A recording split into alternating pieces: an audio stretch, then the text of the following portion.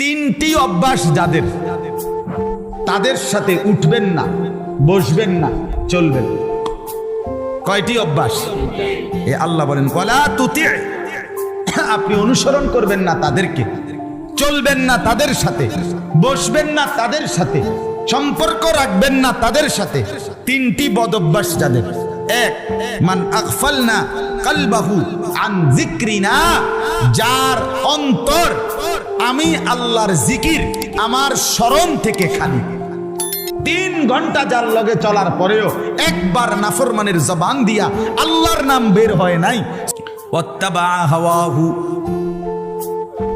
আল্লাহ বলেন মনের ইচ্ছা মতো যে চলে বন্ধু, তার সঙ্গে বসবেন না। 3 নাম্বার, ওয়া কানা আমরুহু ফুরুতা, রব্বুল আলামিন বলেন বন্ধু প্রতিটা গুনার কাজে যে সীমা লঙ্ঘন করে